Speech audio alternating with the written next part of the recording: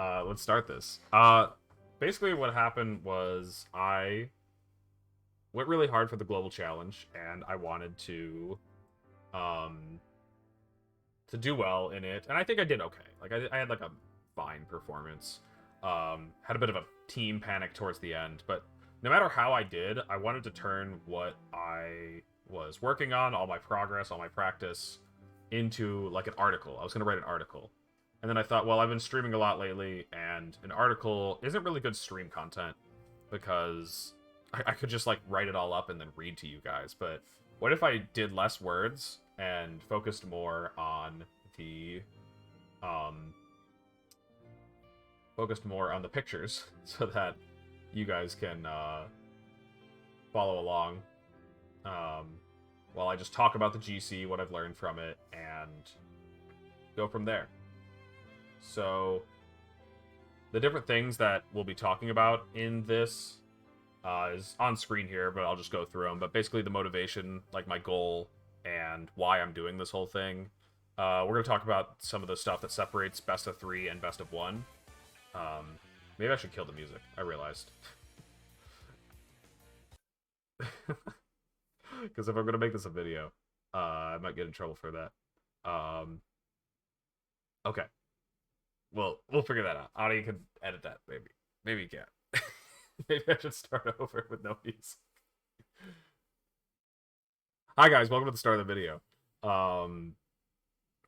So we're going to be talking about the global challenge, and here are the subjects for discussion. So yeah, we're going to be talking about the motivation and stuff, and why I wanted to do this whole thing, what my goals were. We're going to talk about the difference between open team sheet best of 3 and closed team sheet best of 1, things that do well in one versus the other. And then, yeah, especially we're going to be honing in on those tools to utilize in best of 1. We want to highlight things that are notably stronger in best of 1.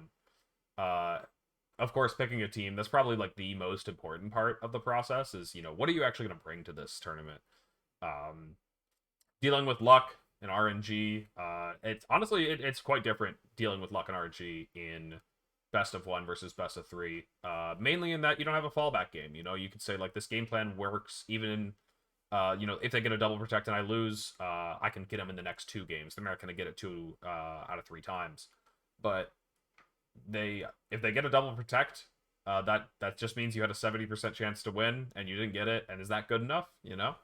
We'll get there. Practicing for the global challenge. We'll be talking about that and some of the outside factors. Lastly, the advice from others section is going to be highlighting the different articles I read to prepare, as well as just advice from friends. So let's go ahead. Oh yeah, I should mention what this will not be is a team report or an introduction to VGC. So I'm not going to be explaining a lot of like the most baseline VGC concepts. There's a lot more guides on how to get into VGC and whatnot, and there's also a lot more like team reports out there. And like when I was looking at team reports, I was trying to look at all the higher level stuff. That's kind of the reason I'm creating this. I don't think I'm the best person to be creating this because I don't have like a ton of success in the GC. I've done like all right in a couple of them. But I was looking for an article where the best of the best players that have done well in the global challenge talk about these higher level concepts, as opposed to like, all right, I put Incineroar on my team and I put Fluttermane on it because I wanted to do fairy type damage, and they focus too much on the team, and I wanted to know about all of the higher level stuff, and so that's kind of what I'm here to talk about. What I think are the things that you should be focusing on in terms of factors that go beyond just specifically building a team. So let's talk about why I'm doing this. The goal one day will be to hit 1800. There's 2 more global challenges.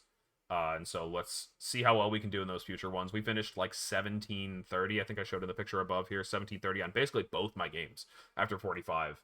As many know, I won Portland earlier this year, which got me an auto qualification for the World Championships. Championship points don't really mean anything to me anymore.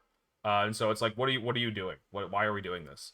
And I just wanted to mess around in a completely different style of tournament. I had just won a best of 3 open team sheet tournament, and I was going to um, try to see if I could succeed in a completely different facet of VGC. There are obviously elements that overlap. It's still doubles, bring six, pick four at the end of the day, but closed team sheet best of one versus open team sheet best of three are so different that I thought it would be fun to see if I could do well in both.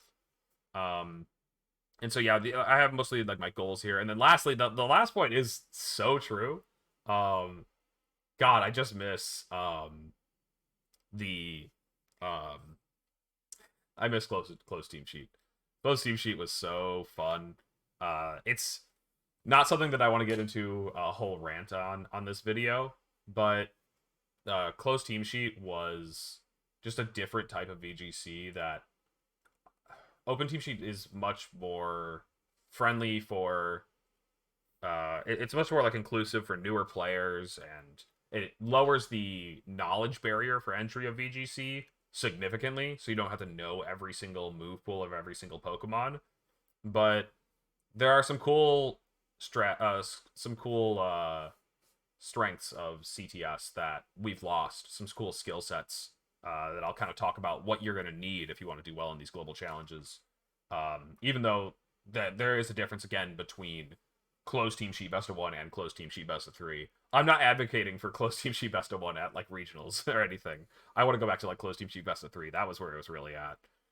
I also I forgot to mention on the previous slide, but that while this isn't a team report, I will be going over examples of like stuff from my run and like the teams that I selected, how they tie into the core concepts. So we're still going to be talking about the teams that I used and teams that I faced against, but it's not going to be the focus. So let's talk about best of three versus best of one. The first thing is all you get is team preview. You don't have this whole paper telling you every single move set on your opponent's team. And so right away, I pulled up a team from UB Slow, who I've talked about is one of the current VGC goats from Japan. The team that he was laddering with before the global challenge. I don't think he ended up using exactly this in the global challenge. I think he had a Chenpao. But looking at this team here, you would start to make a lot of inferences.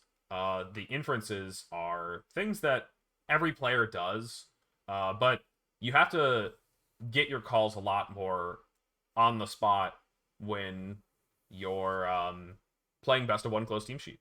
So, for example, like you look at the team and you see a Fluttermane, and you start to think, well, Fluttermane can run a lot of different items, but would this Fluttermane really be booster energy on this team when there are other candidates that like to have the booster energy? The Gouging Fire loves booster energy. It's its most common set. And we don't really see other sets that often right now. The Raging Bolt also runs booster energy some of the time, and it also loves Assault Vest, safety goggles, leftovers with Calm Mind. There's a lot of different things that it can do, but looking at it, we can probably cross off Assault Vest because Assault Vest is one of Rillaboom's favorite items. We'll check the scenario when we actually get into the battle of, okay, this Rillaboom is switching in on my Fluttermane. It's probably Assault Vest because it feels so comfortable in this situation. But then, it goes for Terra Grass, it's Miracle Seed, it Grassy Glide, and one-shots my Fluttermane, and I'm just like, oh, okay. I think this team actually runs Assault Vest, by the way, for the real answer, but, there are a lot of, like, small text that you can change on common Pokemon to really swing games. We'll talk about that more later. But, you look at this and you probably think that the Raging Bolt isn't Assault Vested because Rillaboom might be having it. Amoonguss, maybe Rocky Helmet or Citrus Berry. But, you can't say for sure. Incin could also be holding that Citrus Berry. Could also be holding that Rocky Helmet. Maybe because, players from Japan like it. And then, you just have to make a bunch of tie things together on their team to piece together the puzzle. The answer, by the way, the Fluttermane is Sash. I think this is Assault Vest. I believe the Incineroar is maybe Rocky Helmet on this team, though I would probably recommend Goggles. I think it's Leftovers Calm Mind on the Raging Bolt. Clear Amulet on the maybe it was booster energy on the bolts because it's clear amulet gouging fire. I know that for sure. And then the Amoonguss is citrus berry. But you know, you have to make guesses, and I think that's kind of the beauty of it is that you can use your experience practicing against similar teams to be like, okay, this is what I'm expecting, but sometimes those can lead you astray, and that's like the beauty of it when they just like completely cut you off guard with a common Pokemon.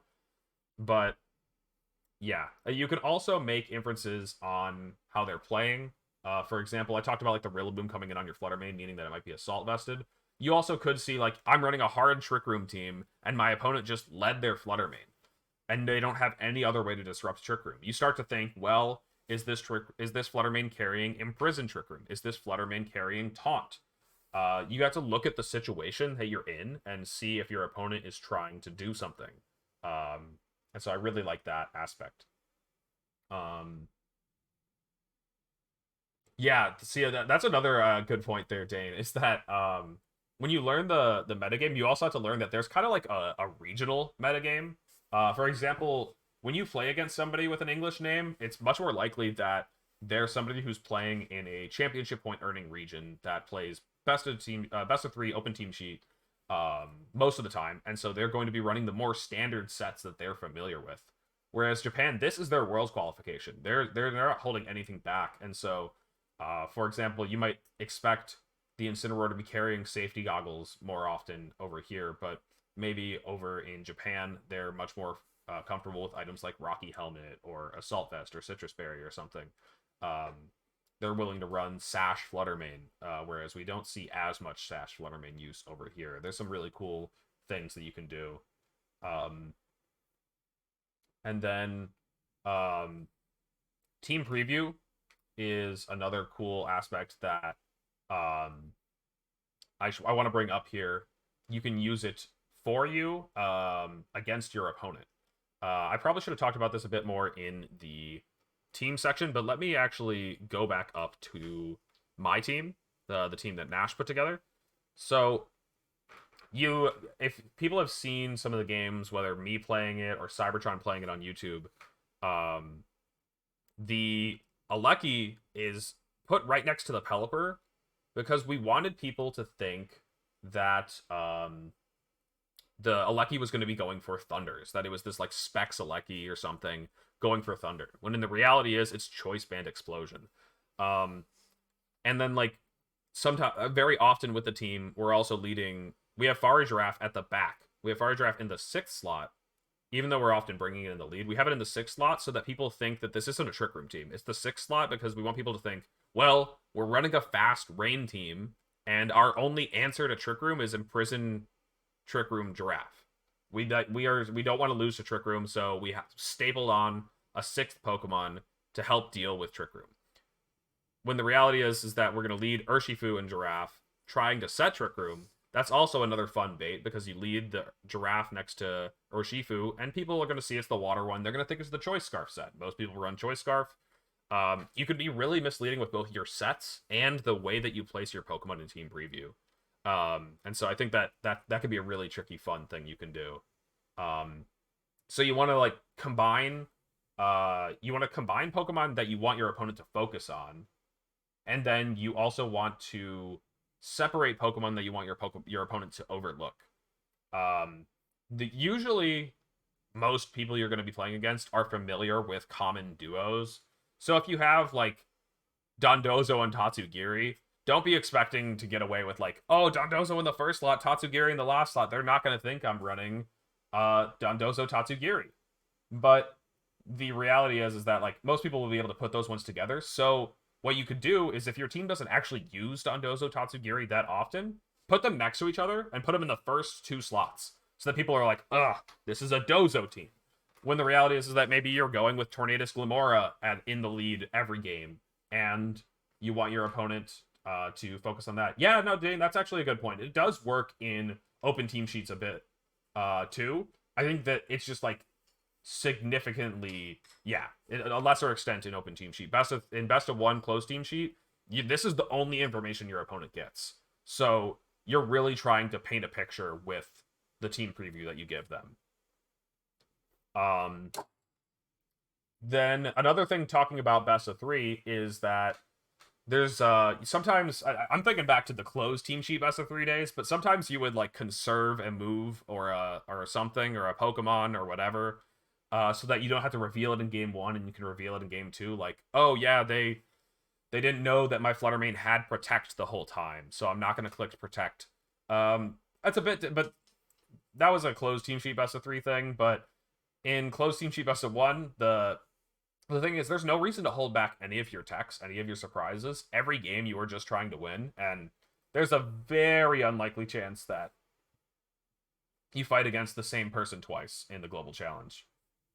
I'm not sure if that's actually hard coded out, but I feel like I might have played somebody at the same time twice in a past global challenge, but not in recent years. Anyways, you just want to use all your tricks right away. If you have like a surprise, like max speed, timid Fluttermane that you expect to cheese out your opponent, just use it. Use whatever you can to win the game, because there's no falling back on anything. Which means you can't get unlucky. We'll talk about luck later. But you can't get unlucky, and you can't spend a game scouting for something. You can't just be like, well, if it's Scarf or Shifu, this play will lose me the game. And in a best of three, again, this is close deep sheet, you would be like, all right, well, I know. I guess I should use a better example. It's like, if their Ogerpon is bulky enough to live this attack, I lose. And then you can, close combat that Ogerpon. It lives. And then in the next game, you can adapt your game plan and be like, okay, well, I'm not going to close combat the Ogerpon until I get some chip on it so that I know it goes down in one hit. And so you can kind of build game plans off of information like that, but not in closed team sheet best of one. So you can't be scouting. There are still scouting tools, but there's that you have to go about it very differently. And then the last thing to mention here is, and I have this team over here on the side for a reason, you can't get unlucky. Or not unlucky. You can't sorry, that was a different point. You can't expect to just get away with silly teams. You find that when you look at the results, most of them are actually the most boring teams. And they're like the most boring teams with like a couple of interesting sets. We saw that Clear Amulet on Qianpao was doing well in the Global Challenge. We saw that Sludge Bomb on Amoonguss was doing well in the Global Challenge. Some like common Pokemon running some uncommon sets. And you can definitely do well with some of the crazier stuff, like the Ninetales team that had like a jetpack. But it's a bit of a mix. And mostly when you get towards the top, you're going to see that the best Pokemon are the best for a reason. And yeah, you're going to see like just like common teams, common Pokemon up top. We'll talk about that a bit more when we get to Pokemon selection, though. Let's go ahead and move on to the next one and talk about what tools to use in best of one. So I broke this down into a couple of different categories to kind of like talk about what roles the Pokemon are bringing to the game. And so these are the three Pokemon. You could call them pranksters. Smeargle isn't a prankster, but he is. Three Pokemon that have a lot of moves is the main thing that I like to talk about with these guys. They also obviously do some other things. Smeargle can put luck on your side by getting good Moody boosts. Tornadus can also put luck on your side by getting Leaquin speed drops and just never missing. And so the main thing that these three guys, though, that they all share is that their move pools are very wide and they're all like viable. The Whimsicott might have Sunny Day, it might have Encore, it might have Trick Room, it might have Moonblast or Beat Up or Tailwind or Protect, and there's a lot of like standard moves, but there's so many things that you have to prepare for that, again, as I mentioned earlier, you can make inferences off of the team. For example, if the Whimsicott is next to a Terrakion, they might just have Beat Up on their team. They might also just not run Beat Up just as a way to trick you into thinking that they have Beat Up. It's a lot of mind games. There's a lot of layers. But, yeah, Smeargle, obviously this Pokemon learns every move in the game. So it's always going to have infinite moves. The thing that you can realize is that it's still going to run a select few because there are just a bunch of moves that are the best. Fake out, Spore, Follow Me. They're the moves that make Smeargle have the largest impact. But you might get caught off guard by like, oh, they had actually had room to fit Wide Guard on it. They might have Decorate, or they could be running like Water Shuriken with Annihilate, with loaded dice. There's some really crazy stuff. Smeargle is the Pokemon that cooks up memes. It's going to have exactly the set it needs for the job. Your job when you're facing Smeargle is to figure out what it's trying to do. What is the job it's trying to complete. Tornadus, yeah, it learns literally all the weather moves. So is it a rain team? Is it a sun team? Does it have Icy Wind? What item is it carrying? There are a lot of things to cover with Tornadus on its own. So these Pokemon are naturally going to be strong in best of one, because if your opponent slips up and doesn't figure out exactly what your set is before you show it to them, they might just lose a lot of momentum off of that.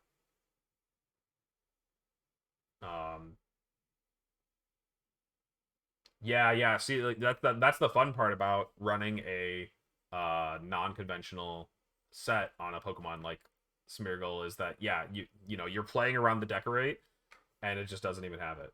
I forgot I actually don't have the chat on screen here, but yeah, let's talk about the next set of Pokemon here. A lot of these, some of these are a bit more outdated, but I still thought to include them because the Global Challenge does kind of bring out every Pokemon. I'd say I played against, I think, every Pokemon on this list. The more outdated ones would probably be a Mousehold and Annihilate, but I think I still did play against them in both my runs. And so Fluttermane, as we mentioned earlier, has a lot of different items, a lot of different options and sets available to it. And most of the time, it's going to have just like Shadow Ball and Moonblast, but it could be Speed Booster, it could be Special Attack Booster, it could learn Trick Room, it can run Imprison, it could be running Sash, it can run Specs, it can run a lot of different stuff. Golden Go, it's kind of more of a split between just two common sets. Annihilate also falls into this boat. Where are you facing the choice Specs Golden Go that's going to Terra Steel Make It Rain on you? In which case, you want to protect and reposition, or oh no, I protected in front of the Golden Go and it got off a nasty plot, and now it's actually the setup one with leftovers. Usually, you can look at the type of composition that their team is running and figure it out, but when you get it wrong, it can be very bad. Then there's Annihilate. Annihilate, are they running the bulk up set with Rage Fist, or are they Choice Scarf Final Gambit? Are they both? You can do both nowadays, too. It's really silly. Dragonite, it doesn't have two different sets, more so as it has a couple of different sets, but it also has two different abilities. You might not lead your Intimidate into a Dragonite team because you're thinking, well, I'm not going to be able to intimidate it. And you won't find out until after your attack does half the damage that, yeah, it was actually multi-scale. And that can really swing momentum in the favor of the Dragonite player. Because now you might have been expecting to get a KO on it. Instead, it's just chilling at a half health. And that's like a really cool tool that you can use in Closed Team Sheet. Urshifu, they honestly, both of them have different sets, but I was including them here because people might not remember. I actually don't think I have it in my pictures. No, people definitely remember because they've played in game. But Ogerpon, the newest DLC Pokemon, it tells you what form it is in Team Preview. You can see the sprites are different. Urshifu doesn't tell you which form it is in Team Preview, and it's so silly. I don't know why we're still dealing with this a generation later. We haven't had to worry about it as much because when you're playing Open Team Sheet Best of 3, it says right there that it's Urshifu Rapid Strike. It also has the move Surging Strike, so you're going to be like, okay, yeah, it's the water one. I know what I'm dealing with. But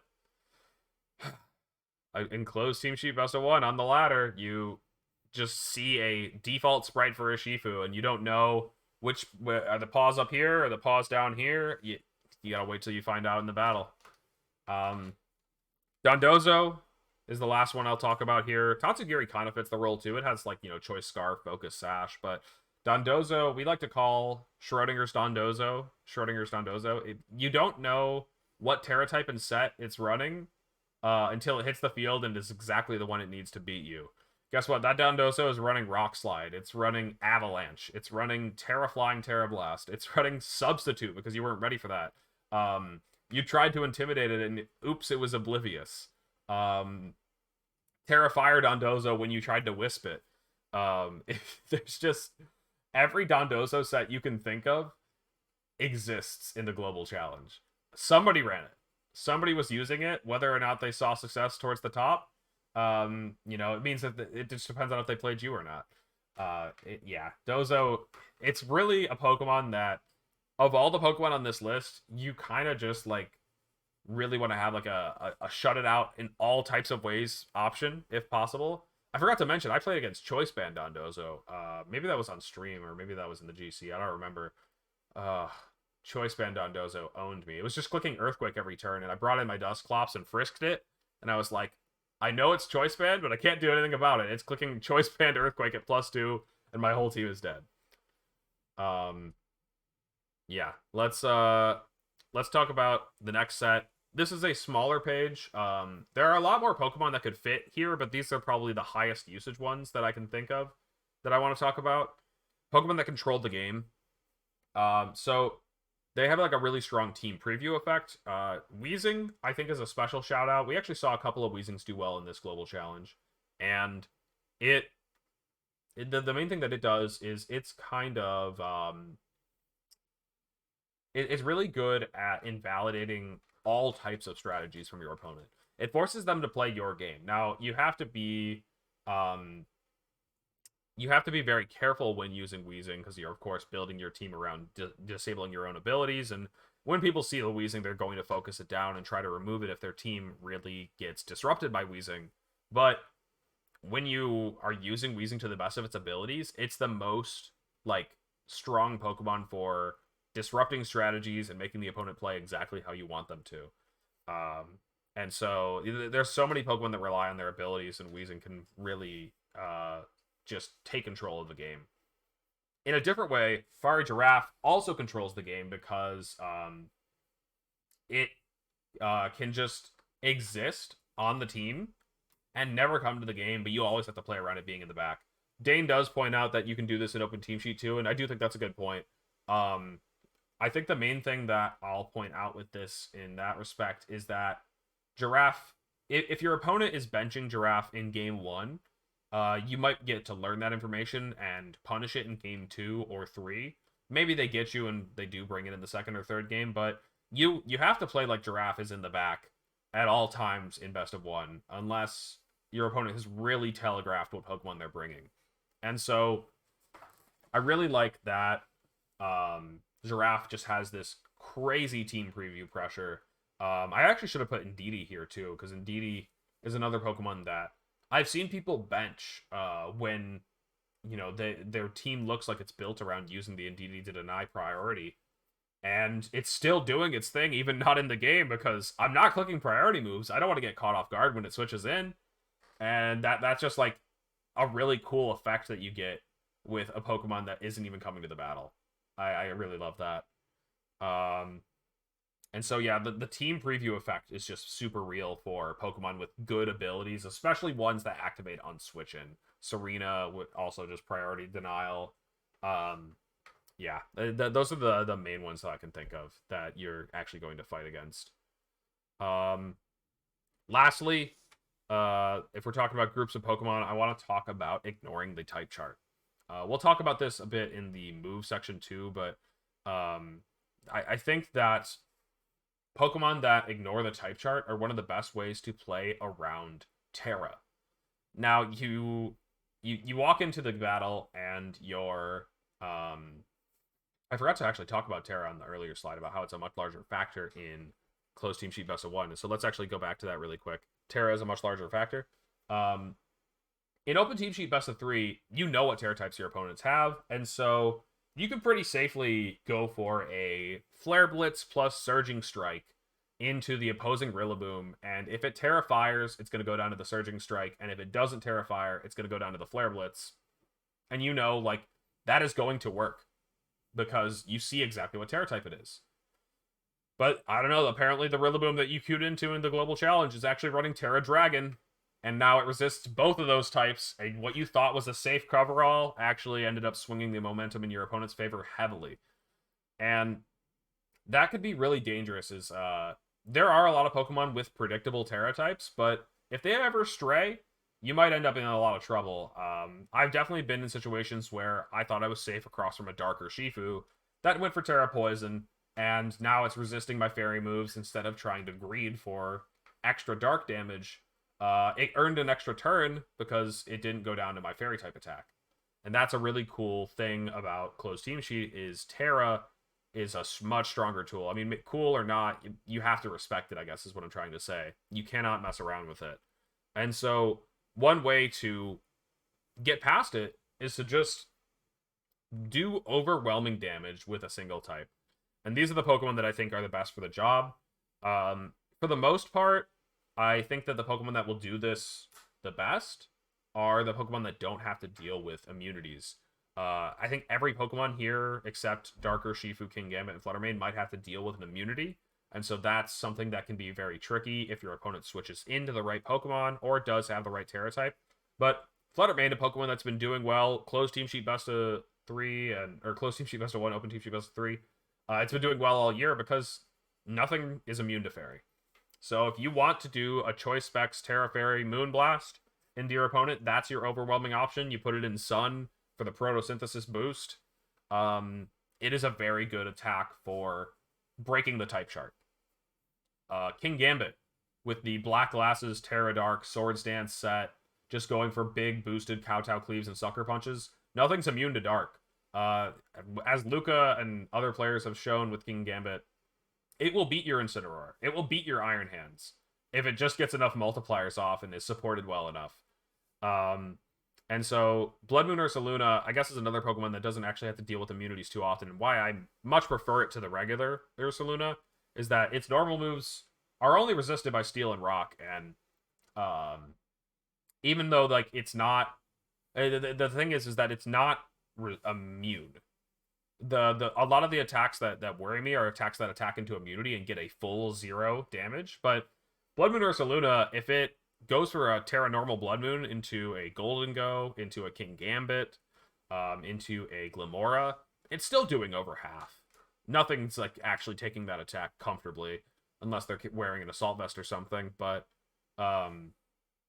Torkoal, with its Eruption, Heatran is a lot less seen right now, and so there's actually not as many Flash Fire or Fire Immune Pokemon, so it's actually doing pretty well for itself. Armarouge also kind of falling off. The regular bear with Facade and Headlong Rush are some great moves for breaking the type chart. I almost should have included a section on spread moves. Spread moves are another way to ignore the type chart. Like, in a way, is that, like, you know, if one Pokemon resists it, maybe you can hit the other one for significant damage, but it's a bit of a different concept. And then lastly, the Urshifus. One, they don't have to deal with Surprise Protect. But also they don't have to deal with their attacks are very easy to stack multipliers on. Terra Dark, Wicked Blow, or Rain boosted Surging Strikes. Of course, we see Ogerpon everywhere, so that's a bit of a reason why Urshifu isn't doing as well right now. And close combat, you know, Fluttermane, there's a lot of tricky options for it that it has to cover, but I still think it's a very good Pokemon for breaking the type chart. But we've talked about a lot of different Pokemon, and I wanted to mention here that you shouldn't avoid good Pokemon just for the sake of it. The best of the best Pokemon are that way because they can be so useful in like a variety of situations. And so I keep saying that every Pokemon is like a Swiss Army knife, like the ones that you're seeing are being used, is that they just are viable in so many different situations or scenarios. And so if you try to pick a more specific anti-meta Pokemon, one that I was testing for the Global Challenge is Tinkaton. I think Tinkaton's very good, but when Tinkaton finds itself across from something that it wasn't designed to counter, then you are just using a Pokemon with significantly less stats, significantly less power than a lot of the broken Pokemon that we see at the top usage of both types of formats. And that kind of brings me back to what I was talking about earlier with, like Grassy Glide Rillaboom with Terra Grass and Miracle Seed. You can really get a lot of momentum by running one of these Pokemon with a non-typical set. Whether you're running a Landorus that just carries Psychic with Terra Psychic as like a strange tech move, or you're running a Ogerpon that has like Stomping Tantrum or Play Rough as some kind of strange coverage. You have to find the situation to justify it, but maybe you're running Adamant Terrifier Max Attack Incin. That's another like interesting way to make your Incineroar do way more damage than the opponent was prepared for. I think I remember seeing a cool team using Gouging Fire and Baxcalibur with the idea that they wanted their opponent to think that they were going to be howling their Baxcalibur, but actually they were clicking Lava Plume with their Gouging Fire. The Lava Plume can't burn your Baxcalibur and gives it a +1. It was actually just really crazy. But like at the end of the day, you see those two Pokemon and you think they're probably just going to be doing some boring standard stuff, and they were not. So yeah, don't cook too hard and go too low down in the usage stats. You can find really creative sets to use on some of the more boring Pokemon. Let's go and talk about items. So for items, the ones that I want to point out are items that are significantly stronger in closed team sheet best of one versus open team sheet. There are a lot of items that are going to do well in both formats, whether that's booster energy, assault vest, and what have you. But these are the items that I think can really swing things when your opponents aren't ready for them. So Focus Sash is kind of the king, and I think I only ran Focus Sash on one of my teams, and it was on a conventional Pokemon, on a Qianpao. But I definitely recommend fitting a Focus Sash on almost every team you're running in the Global Challenge, unless all your Pokemon are designed to do something specific that doesn't need it. Focus Sash on Pokemon that you might not expect are really, really cool. Some good examples that I think people could learn from is Urshifu Water. We haven't really seen Urshifu Water running choice or running Focus Sash in a long time. Most of them are running Choice Scarf or Mystic Water. But Focus Sash can be a really tricky way for people to deal with it. Maybe they Thunderclap it with their Raging Bolt, thinking, all right, I've dealt with it. And then it lives the hit and gets off a Surging Strike onto a partner. That could be devastating. Fluttermane is another Pokemon that I think is really good with a Focus Sash, especially because most people are so used to seeing Booster Energy or Specs. And so when the Booster Energy does not activate, you think that you're safe and you know exactly what it is. It's Choice Specs Fluttermane. But then it suddenly has the option to protect, and you've wasted your turn double targeting it. Not to mention that it also gets to just survive a surprise attack. Maybe Golden Goat goes for Make It Rain. And so then you're able to just steal turns that way. It's just all about stealing turns, you know?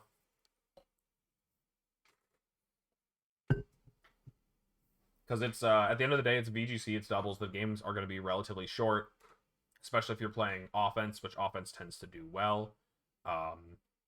Yeah. Rocky Helmet. I guess we'll talk about Helmet next, but a lot of these other items, they're a bit more specific. Helmet is good if you are wanting to counter Focus Sash. That's why I have it here. A lot of the Focus Sash Pokemon like Qianpao and Dark Urshifu, they don't like having to fight a Helmet Pokemon, and especially if you put Helmet on a Pokemon that they're not expecting, or a Pokemon that can switch into an attack from them, you are going to be doing pretty well. Amoonguss is an example of a Pokemon that, it can run Helmet on it pretty often, and it's strong, but Incin is a Pokemon that switches in much more comfortably on Dark Urshifu or on Qianpao, and then they might not expect that Helmet. They might not care that you've switched in this Resisted Intimidate Pokemon. They're going to care a lot more when suddenly their Focus Sash is invalidated just by the switch in of a Helmet-wearing Pokemon. Let's actually jump all the way over here to the left and talk about the other king of Best of One closed team sheet, Covert Cloak. This is a good move for denying your opponent the ability to fake out, and they never know where they're going to see it. We ran it on Okidogi on the team that we locked in for stream, and we saw a good number of times where the opponent went for Fake Out into it, and that was just such a big momentum swing because they wasted their Fake Out into a Pokemon that was immune to it. We got off an attack and maybe even got a KO that they weren't ready for. Covert Cloak on the Pokemon that you don't expect, really, really good. You can always pick it and run it on the safe options like your Tornadus if you really just want to guarantee that Tailwind. But I think running it on the safe picks, you're just not going to get as much value out of it. For example, in the Global Challenge, I'm probably not going to Fake Out a Tornadus almost ever. Because it might be Terra Ghost, it might be Covert Cloak. I'm very likely to lose my turn. And so I'm not going to bother faking it out. But if I face an Okidogi, I'm going to be like, yeah, it's probably like a Salt Vested or something. I get this Fake Out for free. And then you're just very sad. I think Urshifu is a Pokemon that not enough people are willing to try Covert Cloak on. Both forms. They probably could do some really dangerous stuff with it if you run Covert Cloak on it. And then it's also worth mentioning that this item is one of the best items for avoiding getting lucked. There have been so many times where I'll take a Bleak Wind on my Covert Cloak Pokemon and be like, oh, like I really hope I don't get the speed drop. And then I forget.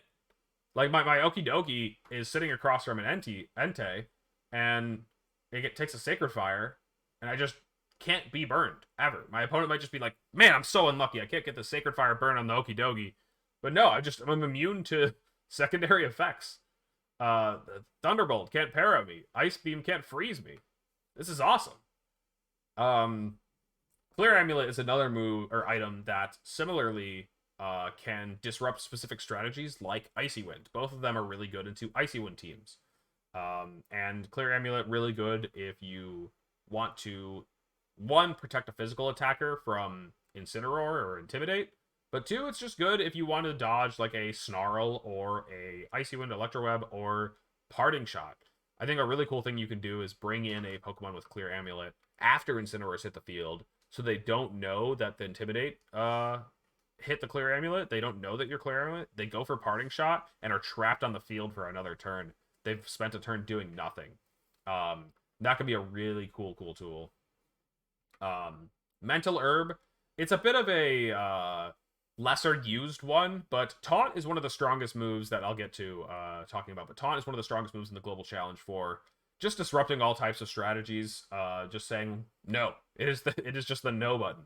And so if you really want to flip the switch on the Taunt guys, if you're really relying on getting up Trick Room or some other key status support move, Mental Herb is very good for stealing that turn, because sometimes all you need is one. Sometimes you just need to, avoid one taunt, and then you're chilling. Scarf is a big one as well. You never know what Pokemon is going to be wearing a scarf. The predictable ones, yeah, sure, Urshifu's wearing a scarf, but what if you queue into a Scarf Fluttermane? I love to shout this one out because Scarf Fluttermane, it's like, well, you could just be Booster Energy. I didn't see Booster Energy activate, but the Fluttermane still outsped my Scarf Urshifu. What? How did this happen? They were wearing a scarf. I think that option is underexplored as well. Maybe it's not too practical, but there are probably a lot of Pokemon that could get away with running a Choice Scarf that would really surprise your opponent. I think another one I was cooking up was Scarf Glamora, but all my friends yelled at me for it, so I didn't end up running that one. Weakness Policy, it's not Dynamax days anymore, but I still think it's a strong item that you'll see on a lot of gimmick teams, but you could also just put it on a Pokemon that you're expecting to be able to take one hit, and maybe a weak hit specifically, to completely flip how much damage your opponent's expecting to take. Goldengo is the recipient of a lot of like snarls, and so you snarl that Goldie, and actually it's at +1. You go for a Icy Wind into a Weakness Policy Dragon type, like say Raging Bolt or something, and suddenly it's able to do way more damage. There are some cool weak attacks that you can use to punish. You can use Weakness Policy to punish. And then the honorable mentions are some of the funny meme items that can do some specific stuff, but I don't think you're generally going to get a lot of utility out of them. Eject Button, red card, Custap Berry, and Quick Claw. And then, of course, as I mentioned at the top, there's a lot of conventional items that aren't pictured here that are just going to be good. Citrus Berry is still like one of the best items in VGC, since it's introduction. So don't think that you need to just fit 6 of these on your team. These are just some really good tools. All right, moves. So moves have been broken up into a couple of different categories as well. For moves, the moves that I wanted to highlight first are moves that are specifically really interesting in close team sheet. So those moves here, I'll just list them out here: Quick Guard, Wide Guard, Terra Blast, Stellar Terra Blast, Ally Switch, Haze, and Imprison plus Trick Room. These are the moves that are going to save your butt in a tricky situation, and again, just stealing turns. Stealing turns, stealing games.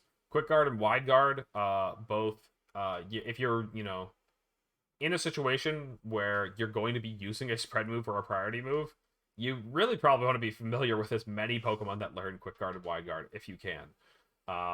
There are a lot of surprising ones, like, Iron Valiant we played on stream earlier has Wide Guard, that you might not expect, but like I'm asking myself now, I don't know for sure if Iron Valiant gets Quick Guard or not. It really might. But it's times like those where you think you're safe to just go for something, and then they're the perfect counter move.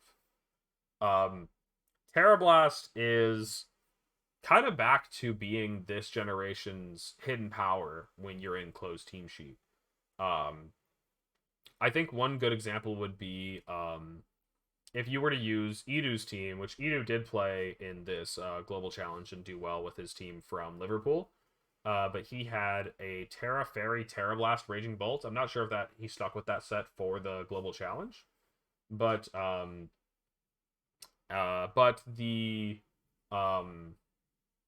Terra Fairy, Terra Blast, Raging Bolt was probably able to really scare some Urshifus of both variety, I guess technically, and the other dragons. It can hit them super effectively with Terra Fairy.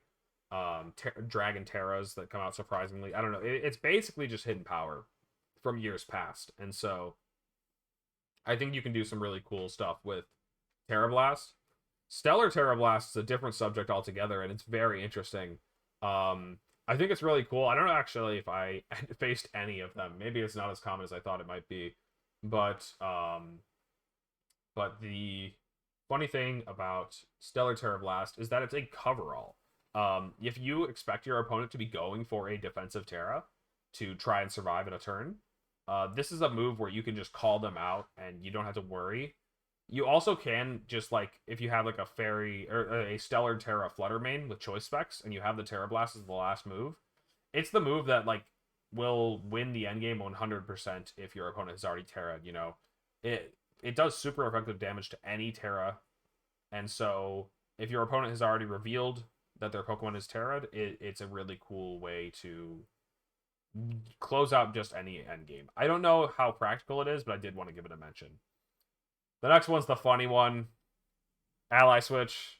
Ally Switch is, yeah, I mean, it's again another turn stealer. It's budget follow me. You've probably seen so many like streamer clips of people getting Ally switched on. The list is a lot smaller these days of Pokemon that learn Ally Switch, so it's pretty easy to just learn them all and be like, okay, I'm getting Ally switched on by specifically exactly these Pokemon. And I think I played against a Spirit Tomb and immediately saw it, and I was like, this is cooking up Ally Switch, is it not? Yeah, Spirit Tomb, sorry, Ally Switch, one of the most devious moves that can completely turn a turn from your opponent's on its head. If they went for just like double super effective and then whoops, both attacks are being resisted. You can't rely on it though. If your opponent calls it out or if they just double target a slot, it's probably going to be a waste. But it's a good move to have on there for a get out of jail card, basically. The last two are kind of like matchup stealing moves. Haze largely for Dondozo, but also for just other setup strategies in general. It's good against that Muck team. God, I forgot about that Muck team.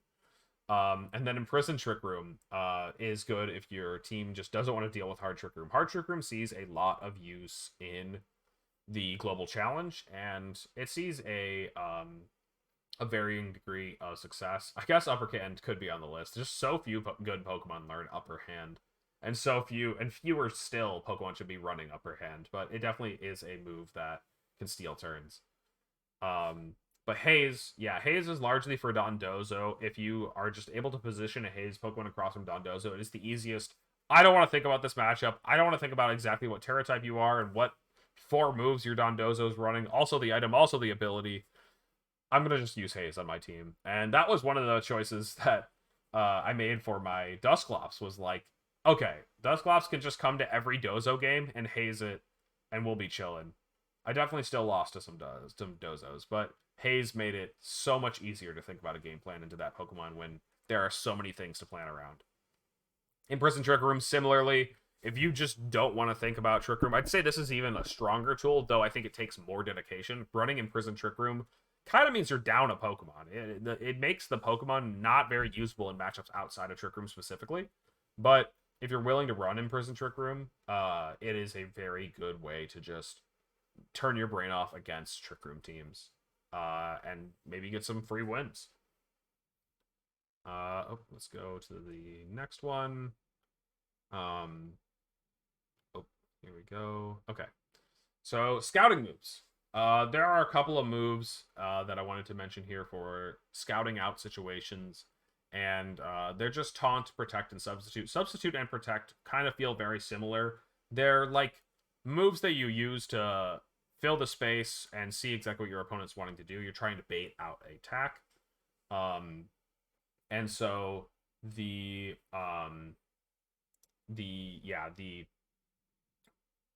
important things here is Substitute and Protect can let you see what your opponent's going for, and then you can react accordingly. If you're suddenly, maybe you're trying to wait out to see if your opponent will go for a defensive Terra. Maybe you're trying to wait out to see if your opponent will lock into a certain move.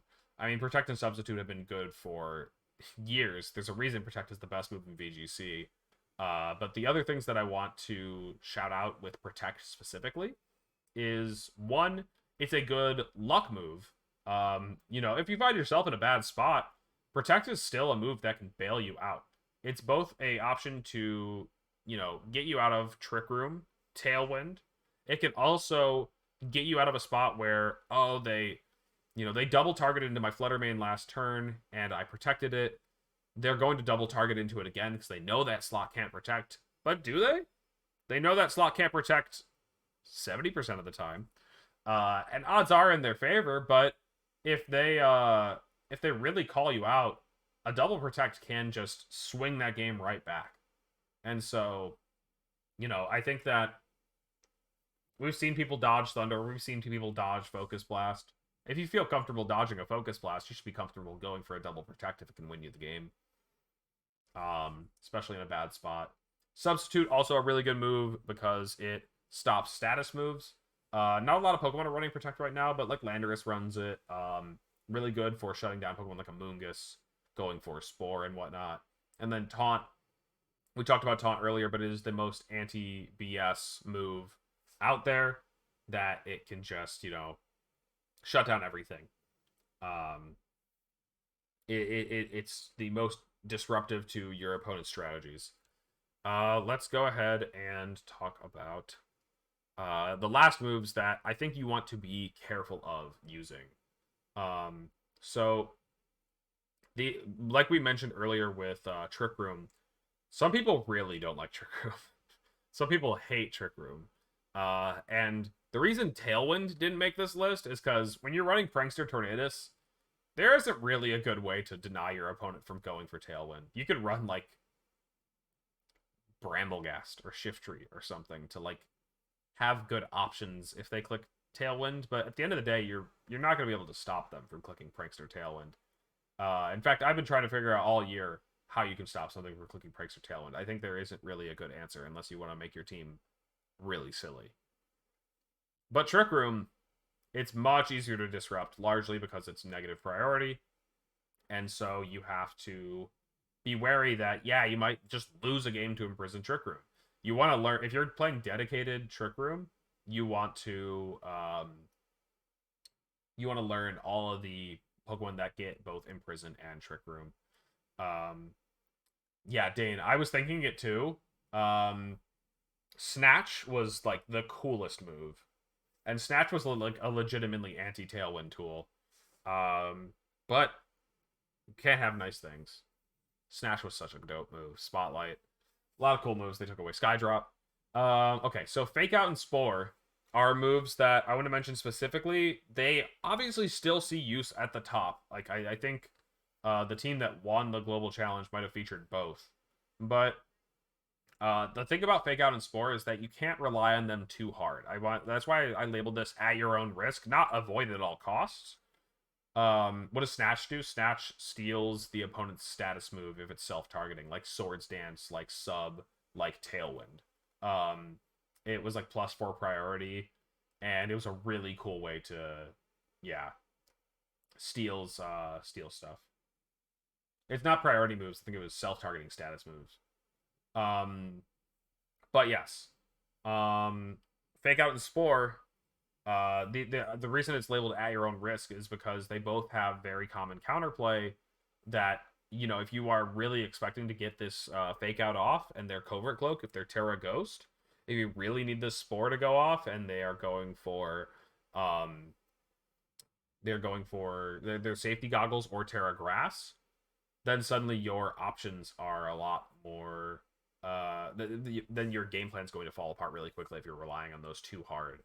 Um, and people definitely play to beat Fake Out and play to beat Spore because they're kind of like the most common turn stealing moves, but like in a fair way.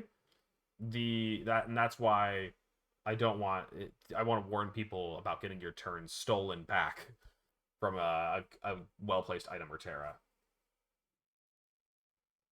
Let's let's go ahead and talk about how to go about picking a team. So we talked about the best things to consider for a team, best Pokemon items and moves, but how are we going to piece them all together? What like overarching decisions should we be making? And the way that I see it is that there's three things to consider. I'll talk about it on the next slide too. With this last line here, Tailwind, Trick Room, Balance. There's also standard versus cheese versus anti-meta. And so a good example of a standard team would probably be the team that won this most recent global challenge. We saw Fluttermane, Raging Bolt, Chien-Pao, Urshifu, I think it was Water, Incineroar, and Amoonguss take it all. And these are just standard Pokemon, maybe running a couple of techs. And then the second team isn't exactly cheese, but it falls a bit closer into that category. It's got the Ninetales. It's got a bit more out there strategies. I wouldn't say it's exactly anti-meta because it seems a bit more focused on doing its own thing. But the thing that I want people to avoid is anti-meta. The former two teams, Standard and Cheese, they're a lot more like self-focused. They're focused on doing their own thing. Even Standard teams, even though they're a bit more reactive, they're usually playing towards some type of end game, like a Fluttermane win in the end game, a Scarf or Shifu end game. They're driving their own plans forward, whereas anti-meta is trying to find exactly a specific situation and then have the perfect tools to counter that. And I think that that's kind of dangerous because if you don't end up playing against exactly what you're expecting to face, you're kind of just wasting tools on your team, whether it's a Pokemon or a move slot or an item. And I can't. I think my example of anti-meta was Tinkaton. I think it's a good Pokemon, but it's something that I think you have to be very wary of and build very carefully because if you start to just pick all of your options because like this is good into this top team and this is good into this top team and I want to beat specifically this lead. If you don't face that, then you're going to be on the back foot and that's really annoying. And so how do we start by figuring out what we want to use? I think one of the best ways is to just pick like any general concept, an old team, some sample team, and start assessing the metagame. You know, you got to play. You got to actually get the reps in and see what people are using. And I think largely you're going to want to do that in game. In-game ladder is where you're going to see the real heat stuff, the real cool teams. But pardon me. It's totally cool to just draw inspiration from other people and use that to formulate what you want to use. The Okie Dokie team was a team that we had played against on the in-game ladder. They were doing really well, and it was like, okay, I really want to try that. And when I tried it, it clicked for me, and the team did pretty all right for me, I'd say. So, it was cool to just like get an idea from the ladder and just be like, that totally fits what I want to do. You can also do the same by watching streams. Not trying to like self promo because I'm streaming, but like there's a lot of like people who play Battle Stadium Ladder and just watch as many games as you can to both get an idea of the metagame and also to get inspiration for teams you want to use, whether it's the team that the streamer that you're watching is using or the team that they go up against. But at the end of the day, it's important to pick what you're comfortable with. Um, I mean, their Twitter is linked. Yeah, they went crazy. The Ninetales team is so cool. Um, but yeah, at the end of the day, it's important to be familiar with what you're using. Um, Comfort is king, and as you can see here, Agati did well in a GC with a standard team that he was very familiar with. I didn't include Joe in this picture, but I just wanted to include Rinya Sun. Rinya Sun was like one of the most common teams in VGC 22. Joe won a global challenge with Rinya Sun, and this team is also pretty standard. These are people that were probably just extremely familiar with their team and knew how to play out of every matchup. For specifically Regulation F, where we find ourselves now, I think I spent far too much time for this global challenge trying to solve the metagame, trying to find the perfect team that beats everything. The reality is that for most formats, and especially Regulation F, it's not solvable, at least yet, in my opinion, and that you're gonna have a hard time trying to find a team that beats everything. If you do, then just save that shit till Worlds and go win it. I think what you're supposed to do is accept that your team has like ideally just like one unfixable like pain in the side matchup. Like, oh man, my team just has a really annoying Psy spam matchup, but if I get every turn right, I can win. And I think that's acceptable, honestly. I don't know if that's advice that people want to hear, but it's like kind of like the tough advice where if you can beat Psy spam like, 1 in 3 times and you play it like just I maybe only 3 times, maybe that's a bad example because Psy spam is relatively common, but if you can just play your bad matchup, like avoid your bad matchup and win it 1 out of 3 times, I think that's just perfectly fine as long as you are comfortable in everything else. The thing about bad matchups is that a lot of the times you understand the bad matchup better than your opponent, and you might be getting in your own head. You might think, well, yeah, if they lead specifically Fluttermane and D, I've got no options. But your opponent has to realize that too. And a number of times I've worked with players where we get in our own heads and think, yeah, like I like can't beat exactly this lead, but your opponent has to also find that exact same lead, and it's too easy to get hyper focused. Yeah, Hirofumi mentioned that he couldn't beat Yveltal and he ended up winning the whole thing.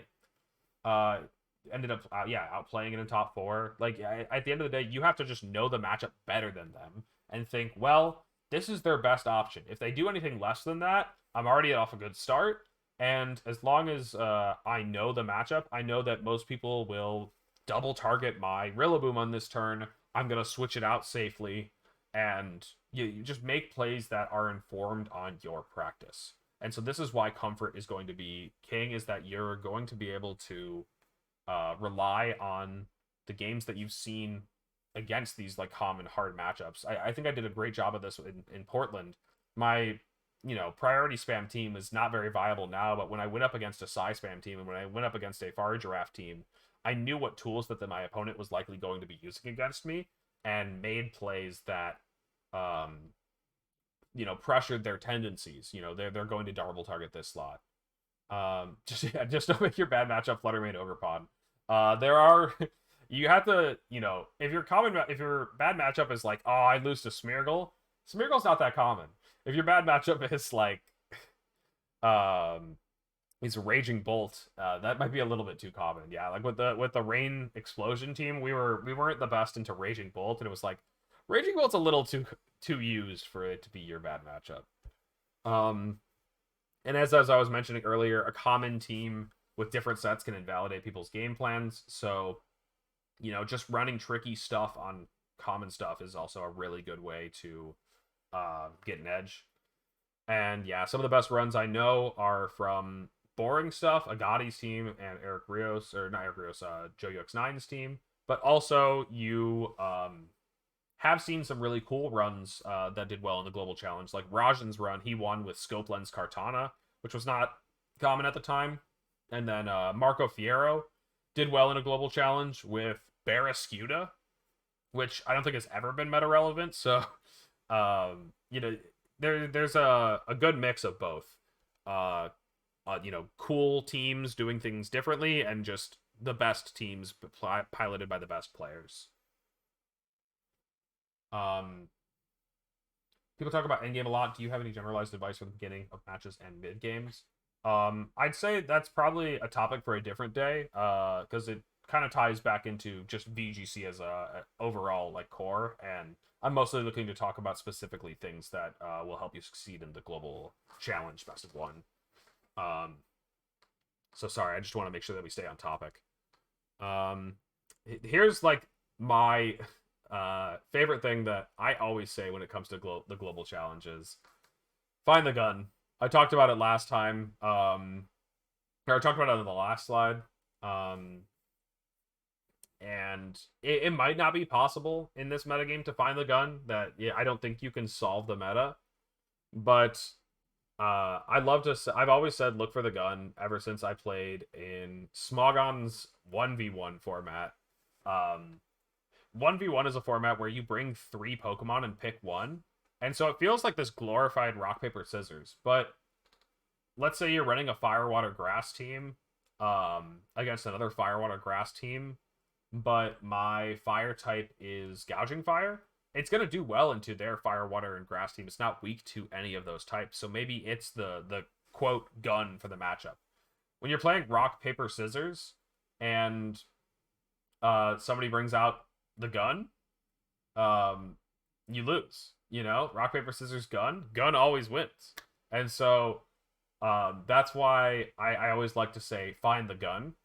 Look for the gun. That is the beat all option. I don't know if there is a gun in Reg F, for better or for worse. And so Reverate is kind of a gun, huh? That's true.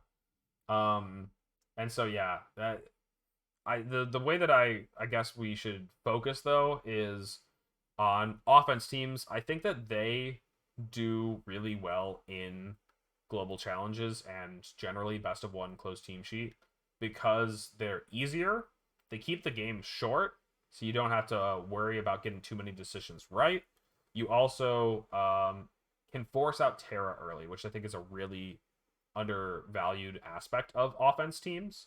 Um, Terra is one of the best surprise tools that you have available to you in closed team sheet, and whipping that out at the right time is a way to save a game that seems lost or to really put on the pressure when your opponent thought they, might have been in a good spot. And so I like that you can pressure out Terra early with Pokemon that do a lot of damage, like Urshifu and Glimmora and whatnot. Um, and so even though you might not have to use like exactly like a hyper offense team, I still think that running a game plan oriented, like focused team can really help out. One with, the fact that you're playing 45 games over the weekend, it's a bit of a strenuous experience. And so you want to conserve a bit of mental stamina and your brain power. And so having something that you're doing in most games will mean that you're, one, sticking to the game plan, and two, you've got like an end goal in mind on how you're going to win the game, and that's usually strong. Do we know when the next 2 GCs will be? There's one at the beginning of March, so basically end of this month, beginning of the next month, and then the end of March as well, are when the next two are. So yeah, the having a goal is important. A good example of a team that's game plan oriented but not hyper offense is Tinglu Dondozo.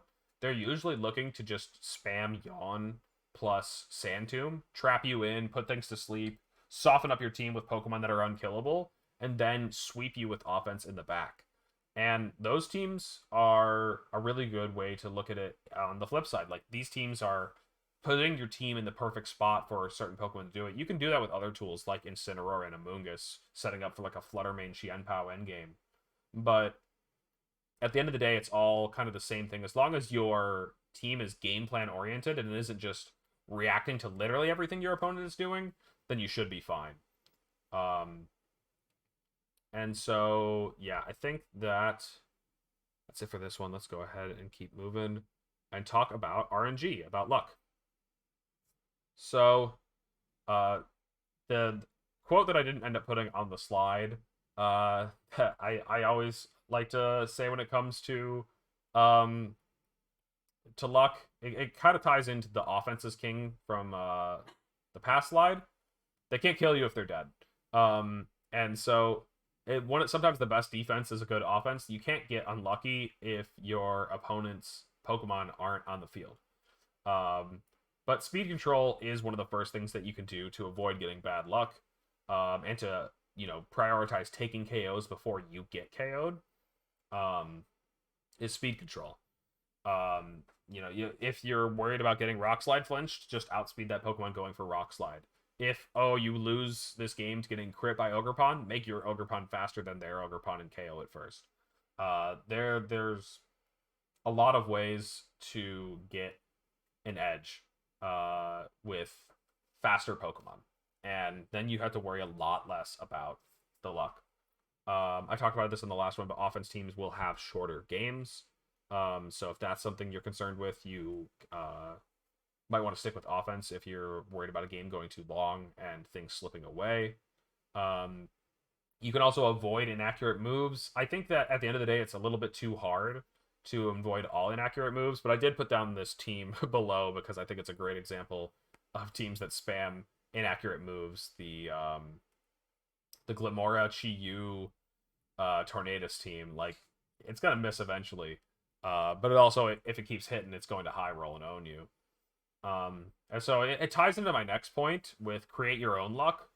You can either avoid using too many inaccurate moves, or using a very inaccurate move too much. Like, if your team is a Psy Spam team, and the only way you ever beat Incineroar is by clicking Focus Blast with your Iron Crown, then that might not be good enough. Maybe you need to find another way. But you can also create your own luck by putting on moves that can bail you out of bad situations. Rock Slide is probably one of the best ones. Thunder Wave is another move that isn't really used right now, but it's a great move for giving you options in bad situations. Go for double protects. That is probably the move that you're almost guaranteed to have on your team. Just be willing to go for double protects, and that will be a way to put luck back in your hands. And just know that also, I put Registeel here because setup strategies are bound to get crit. The longer the game goes on, the more likely that there will be secondary effects and critical hits. And so if maybe your Registeel was going to close out that end game, but it takes 20 turns to get all the protects and iron defenses off for the perfect spot. Well, 20 turns is enough for one crit to just ruin it. And at that point, you can't even be too mad. You really didn't get unlucky if you give your opponent so many opportunities to get lucky. And at the end of the day, I think luck is also a bit unavoidable. So when you lose a game to your opponent getting that last turn double protect, that's fine. Let's see. So next up, practicing. So I almost forgot to put this one in there, but I do want to talk quickly about practice, about the actual, gameplay. I'd say that largely you want to be playing in game if you can. The games are slower, and I much prefer Showdown to Battle Stadium. I'll be the first to say it. But the thing that in-game does that helps you get a better idea of what the actual metagame is going to be. When I was testing on Showdown, the Okie Dokie team looked so bad, and I was like, wow, this team is just not usable. And that's why I ended up using it only on my backup cart instead of my serious cart. And it ended up doing just as well as the real team. Um, and it was because the metagame wasn't anything like I was facing on Showdown. It was actually just misleading me. Um, then I talked about this earlier, but being familiar with your team is the best way to get out of 50-50s, knowing your opponent's tendencies. I talked about this a lot in regards to my Portland team, where I was so familiar with using Qianpao Dragonite in that metagame that I knew which targets to double into and get the 50-50 right, because most of the time my opponents were prioritizing protecting the other ones. And if you've seen that situation play out 100 times before, you're going to know how the rest of the game plays out. And even if you get it wrong, you might know how to play out afterwards. So, and then lastly, when you're actually like not so like practicing, but when you're actually playing, always play for the throw. There was a lot of games that I was ready to just forfeit because the first turn didn't go well, and there's no way my opponent should let me get the win here until this after 6 turns of them just clicking the worst move possible. They managed to choke it and I get the win.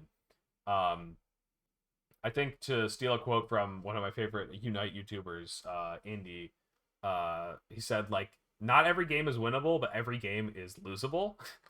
Your opponent could absolutely throw away the win that they've locked up. So I think playing for the throw in most situations is totally viable, and should be done more often. Let's talk about some external factors. That I actually had to edit this slide a bit after making it, because I think the word on the street is that you get 2 files now. We thought we got 1, but I guess we get 2. If you're playing in Japan specifically, just know that you only get 1 life, and so that's something you got to be careful about. Don't I don't know. It's just like, it's so strange because now, yeah, we're back to 2, and so you can do some different things. I'll probably talk about this more in the first one. Yeah, true. They might end up changing it, Geo. But I guess I'll kind of save this topic for a future date. But there are different strategies you can employ when playing with 2 cartridges, but a little bit less so because you have to lock your teams before the competition starts. And so that means that you don't get to see what the metagame is shaping up to be, what teams are being used a lot. And so you got to lock in your team beforehand. So by Thursday night here in the US, you better be ready. For queuing strategy, I've said this over and over again, but I think you're supposed to be playing on Sunday. I grabbed a picture of a Japanese player's run to 1762, where you can see I think it says they took a break on the first day. The second day they played like 7 games, and they played the remaining games in their run, like 33, I think, games on day 3. And so pretty much everybody is just spamming games on Sunday. It can be harder. It does mean that you're going to be playing the best of the best, but I don't think you're going to be able to get a deep run without beating the best of the best if you want to actually, make it deep. And ultimately, I'm trying to make it to the top, trying to get my way to 1800. That would just be really cool to do. But if you're just looking to lock in some points, you could always play some games on Thursday or Friday to play while some of the, I guess, less serious players are queuing up. But the reason you play on Sunday is because there is a higher pool of players that have points above you. And so let's say that you started your first game on Sunday. That just means that there's a lot more people that can be above 1500.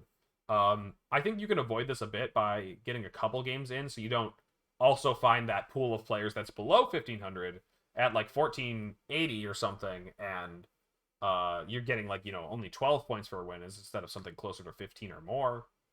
Um, yeah, first day used to be the best to play for free wins, but I think a large part of that, Geo, was tied into the rewards that were being given out in these competitions. They gave out Mega Stones, they gave out shiny Pokemon. When the rewards for the GC are just an ability patch and some league points, I think you're going to see a lot less free wins on the first day. But yeah, the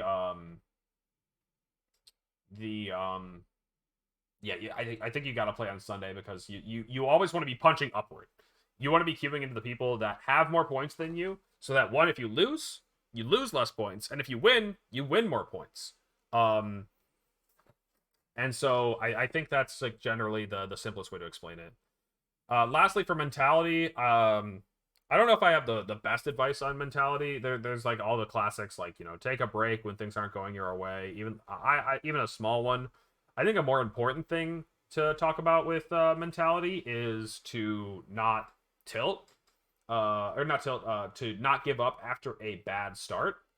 I started off this GC 4-4 on my off-stream cart with the Rain team that we've been playing games with. I started off 4-4, and I was like, dang, this team might just be bad. This really just might not be the run for it. But I wanted to give it a try, see if it was just like the day one metagame that was kicking my ass, or see if I just wasn't familiar enough with the team. And I played out the rest of my games, and I had a pretty solid run. Made it to 1600, made it to 1700, without too much trouble. And then once I got to 1700 is where I started kind of like win trading a bit more. But the climb from there was not too bad, and you're not going to need all of your games to reach a good rating. We saw here in this picture here, this person ended up playing only 40 of the games, so they left their last 5. If your first, like, 5 plus 10 games, whatever, end up with you just, like, at 1500, that's okay that you're basically down that many games. Ultimately, you can still earn a lot of points with just 20 games. Some of the people that qualified for Japan Nats went, like, 23-2. They only played 25 games. Obviously, they had an insane win rate, but you can just, like, go 23-2 with a couple of win losses on top of it. Like maybe 5 wins, 5 losses, 23-2, 25-7, or 28-7. That starts to sound more reasonable. 32-11. These, like, the more games you add in, the more reasonable it starts to sound. So just don't get discouraged by a bad start. All right. We're on to the final section here, just talking about advice that I got from different articles and players and whatnot. So first off, the one that everyone was talking about was this article from Viva La Vlade, Alistair Sandover, who I've actually had the pleasure of playing at OCIC. Gio's talking about it. It's basically gambling, yeah. The more you play, the more likely you are to lose. That is a pretty funny quote. I like it. It's Mario Party. That's what it is. Nobody wins. Anyways, so what I learned from Viva Vlade's article, and I have his Twitter linked here, is pick a team early so you have a solid game plan into expected archetypes. So that kind of like echoes on the comfort is king point that we were talking about. Then use unconventional sets in a misleading team preview. We talked about these things earlier as well. Specifically in his run, he was running Prankster Thunderous at the time. Defiant Thunderous was a lot more common, and so he was hoping to trick people into thinking that. You can kind of do that similarly with running things like Dark Urshifu when the team looks like it should be Water Urshifu, or running Sash Flutter on a team to catch them off guard as well. Don't expect perfection and dodge the bad matchups. Again, anything that's not in a quote is just my takeaway from the articles. The quote was an actual exact quote, but I do like talking about how teams aren't going to be perfect, and it's perfectly fine to just play your way out of the bad matchups or accept that you're going to lose a couple to things that you can't cover, but ultimately use a team that's going to win more than it loses. And then lastly, this quote I love to talk about. I'd love to poke a bit of fun at. Find a concept that is effective in the current meta and isn't common knowledge. Um, I just like to say, yeah, it's as easy as that. Because like it's basically what this quote is saying is find the sauce, find the play, find the team, and I spent too much time trying to find a concept that is effective and not common knowledge. There are no secrets in this meta. Um, I don't know. I obviously we saw that Ninetales team do well, but whatever was cooking in my builder, I was going through it. Um, and so yeah, it's easier said than done. He does say this is the hardest part, and that he was given one. I also was given a team by Nash, so maybe you just need to find better players to give you the team, and then you're set. I tweeted out asking for some advice, and Luca replied to it with this quote. I just cut out the end of it. It says, use good teams with good balance and just play good mid grounds. Luca did well in a couple of the GCs last year, and obviously is doing well for himself right now in the best of three tournaments. And he likes to play balanced teams. My interpretations of it was that one, you can avoid high commitment plays and archetypes because if you extend the game, the better player is more often going to win, and so that's why he likes to play those like slow paced balanced teams. Is that he thinks that the more turns that the game has, the more likely he is to get those turns right, the more likely he is to make incremental progress, essentially. Um, and then we actually had an article from the commentator Scott all the way back from like 2012 or something. And I gotta say, a lot of the concepts weren't super applicable to modern day because the global challenges were very different. Back then, you could play as many games in a weekend as you possibly could play. You could play like 100. I think DCs didn't count as losses, so people would DC intentionally. It was the Wild West, is what I should say, back then. But I like a couple of points that came from Scott's article I wanted to point out were one, have a reliable fast mode. I think that this kind of like, as I was saying earlier, speed control is king. You can't get unlucky if you're just KOing your opponents left and right, and then you also can't get pranked if your opponent's Pokemon are KO'd. So if they've got some weird strategy that they're trying to pull off, well, I don't know. I KO'd your Pokemon before I could even get off a move. Take your time with team preview. Yeah, don't just rush into a game when you think you know what that team's doing. Try to like really take your time and dissect their team, so that going into the game you have a pretty concrete idea of what you're going to be going up against. And the last one I think is the most important one, which is make it fun. Too often, both at best of three like regionals and tournaments like this, you'll see people try to use what's good just for the sake of it.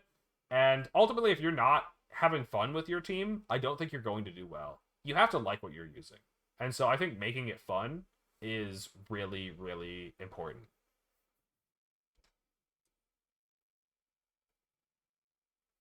I was linked to this article from Co and Dr. K that they talk about how they did in one of the global challenges in the Sword and Shield era.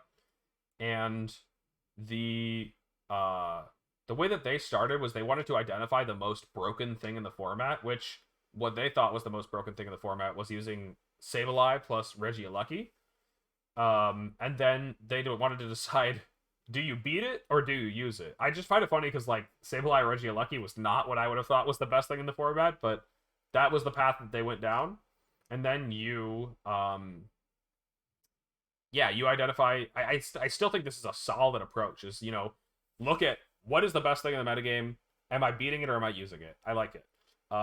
You don't want to tread too far down that line of thinking and start to build like counter teams towards the top meta stuff.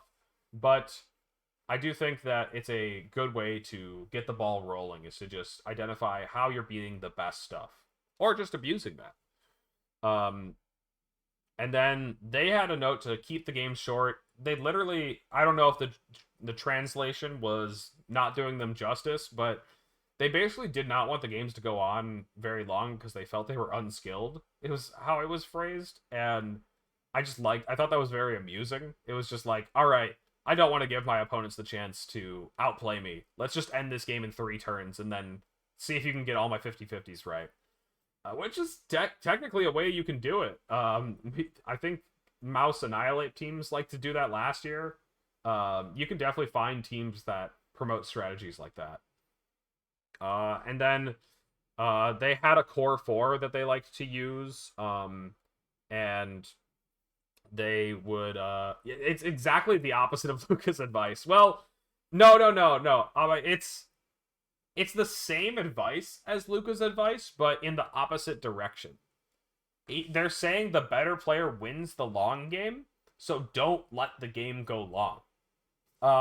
Is so it really just you can apply this advice based on your skill level. If you're a medium player, go for a medium game plan. If you're a bad player, use a short game plan. If you're a good player, use a long game plan.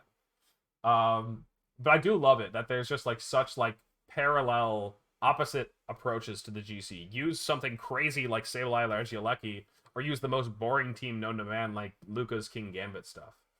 Um, you know, okay, so yeah, they wanted to lean on offense and use very planned out routes and game plans. So that way, they didn't have to think too hard. We talked about that. Having straightforward game plans can save you some mental stamina. Offense teams don't get unlucky. We mentioned that earlier. You're not going to lose to luck if the game's only 3 turns long. And then they said after the core four were decided on, the last two covered what the main mode could not. So if you are able to come up with a very strong like game plan that's focused on just a couple of Pokemon, then you can just use the last 2 slots to tech out different matchups. All right, the last 2 that we have here are from Yuki and Nash. So Yuki talked about Yuki was using a team with Colossal in Scarlet and Violet, so definitely not Colossal's peak in usage. Oh, I didn't change the slide. Here we go. And yeah, picked a low usage mod to get an edge. So in this case, it was Colossal. And the Colossal was, Steam Engine, and so hitting first is another thing that can cause your opponent to Terra. And as we talked about earlier, forcing out Terra from your opponent early is a good way to keep the pressure on. And to use moves with powerful secondary effects. So in this case, it was Blizzard and Rock Slide on Yuki's team. This is kind of in favor, or it's kind of along the lines of like, put luck in your own hands by using moves that give you chances to steal a game. Getting a Blizzard freeze or a Rock Slide flinch can win otherwise unwinnable games. And Nash was someone I worked with on the Rain team that I ended up running. He was the genius behind that team. And definitely go check out his blog. But he wanted to point out that Standard and Tailwind teams always rise to the top, and we did kind of still see that. And that, the team that we ended up using, which was like Fake Trick Room, Fake Trick Room can still run into the issues that Real Trick Room has, where if you don't get up Trick Room, what are your options? You've got a bunch of slower Pokemon that are attacking second into whatever your opponent's doing. They're very much in the driver's seat, and so you have to be very careful when you're relying on Trick Room. So that's it for the whole thing. I don't think I kept that as concise as I would have liked to, but I also just had a lot of fun talking about what I learned from the Global Challenge. I don't think there was any way to keep it short. I don't know if it'll do well as a YouTube video, considering it's like 1:40, but whatever. Well, or 1:40. But that's really it. So if there's anything that I didn't cover, feel free to let me know now, and I can try to talk about those subjects if you guys have any questions. But this was fun. I had a lot of fun putting this together. Just summarizing my notes. I was keeping track of my notes pre-GC and post-GC all in a Google Doc just to really focus on doing as well as I could, and then presenting what I learned for people to see, because I really feel like there's kind of a void for this on how to do well in these competitions, and so I wanted to make sure that I covered that, or I wanted to talk about things that just fall outside the game. when to play versus when not to play. I think that the one thing I'll add to that, Geo, since we did kind of cover it earlier, is it's important to identify early on for yourself what are you looking to get out of the global challenge. For me, I was looking to get 1800 or win the whole thing, and so there was never a question of when not to play. It was just queue up another game. Don't be afraid. There's no reason to stop if you haven't reached the top. And so I think it's important to set a goal early on. Oh man, 40 CP would be really good for my Worlds invite. Let's reference Zach Drocomper Various on Twitter. What his thresholds are saying would earn me 40 CP.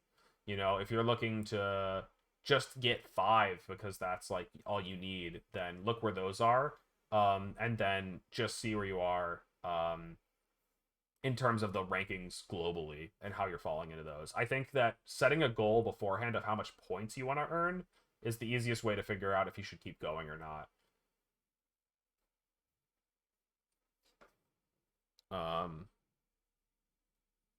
But yeah, I don't have any laser pointer to play with right now. Do have a new ring light here. I should blind you guys with it. Donald gave me this before he left, and so I'm gonna play around with this next time I stream. Oh boy, that is bright. I played a good chunk of my games like 1 a.m. Sunday. I felt like I was playing my peak, so I kept queuing until I felt like I had a good rating versus Friday night where I could say I wasn't playing my best and just kept queuing anyway. Yeah, I think that ties a bit into the mentality stuff that I was trying to.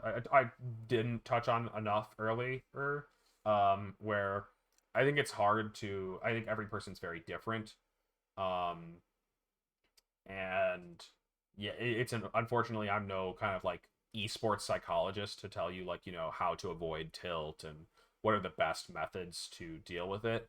I think I know how to do it for myself specifically, but I think every person's very different. I've also grown a lot as a person. I remember playing like some of the online competitions back in like 2016 and getting so pissed at like the stuff that I was facing, and I would just rage queue and keep searching for games. But I think I'm a lot better about that now, a lot more level-headed as I've grown up. Easiest way to figure out to stop is to go for a specific rating. But yeah, rating or points, I think they kind of are the same thing at the end of the day. It's just you're picking a stopping point. And so I guess like, it gets a little bit tricky when you're like a game away from your stopping point and you have like 3 games total left. That's where things get really tricky. But I think ultimately it's just a call of like, well, will this hitting a little bit lower than my goal still make meaningful progress for me, or would I be throwing it all away and it's not worth the risk? Um, um, yeah, Jimmy's pointing out that going for a specific rating can be tricky if one, maybe this GC was one where we saw that the point payouts was significantly lower than previous GCs. We were seeing 1840, and 1840 was like what was winning the GC. We saw like 1813 was the winning score for this one. And so like overall, it seemed like there was a downward trend as Japanese players could only use one cart. That seemed to be a contributing factor, as well as the rewards not bringing in nearly as many casual players.